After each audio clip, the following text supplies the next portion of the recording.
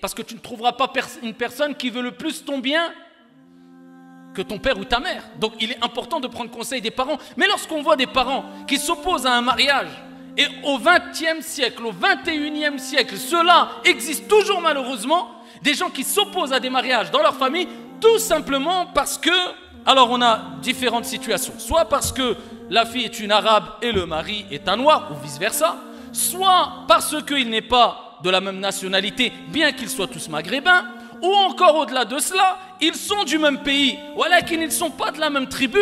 Un est Shlouh, l'autre est Jibli, l'autre est Rifi. Oh, même s'ils sont de la même tribu, l'autre vient de telle famille, l'autre vient de telle famille. Même s'ils sont de la même famille, moi j'ai un conflit avec elle, je préfère que tu prennes un tel. Jusqu'où on va?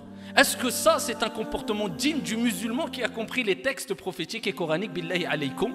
Et combien de filles s'attristent et pleurent tout simplement parce que cela a créé de la zizanie dans les familles. Ils se disent, si j'accepte, je vais m'opposer et peut-être créer une scission avec mes parents. Et si je refuse, eh bien voilà, je n'aurais pas pu être libre quelque part de choisir qui je voulais et qui j'aimais. Eh bien on m'a donné le choix entre choisir l'amour de mes parents ou de cet homme-là. Alors que cet homme-là est une personne pieuse au bon comportement. Alors que le messager d'Allah, alayhi salatu wassalam, a dit, idha atakum, si quelqu'un vient vers vous et qui a le comportement, est doté d'un bon comportement, de bonne moralité, c'est important, essentiel, ainsi qu'il y a la religion, eh bien, mariez-le, acceptez ce mariage-là. Et si vous ne le faites pas, plusieurs versions.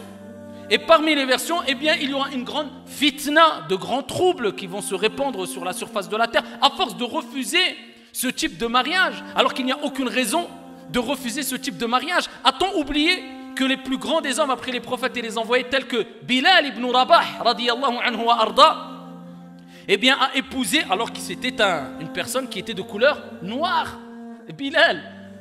Et c'était une personne qui était originaire d'Abyssinie. Et c'était une personne qui était esclave avant qu'on le libère, après que l'islam soit venu. Et c'est une personne qui s'est mariée avec, ici, la sœur de Abdurrahman ibn Auf, radiyallahu anhu warda, qui était une femme faisant partie de la tribu des Quraysh. Et c'était ici quelque chose de noble et de grand.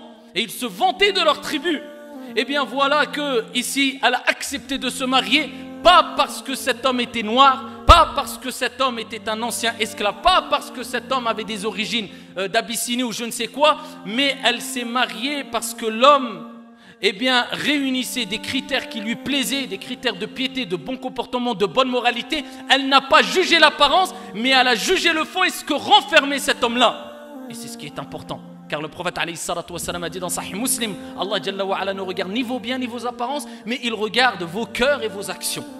Alors je ne parle pas de ceux qui ne veulent pas de eux-mêmes. Une femme préfère épouser un homme de sa nationalité, qui a la même nationalité ou qui a les mêmes origines. C'est une question de pratique, on va dire, ou c'est des goûts personnels, mais c'est loin du racisme. Ça, il n'y a aucun problème. Moi, je parle de ceux qui ne veulent pas parce qu'ils disent non. Il est noir, ou il est arabe, ou il est marocain, ou il est algérien, donc ce n'est pas possible par rapport à son origine ou par rapport à sa couleur. Ça, c'est du racisme.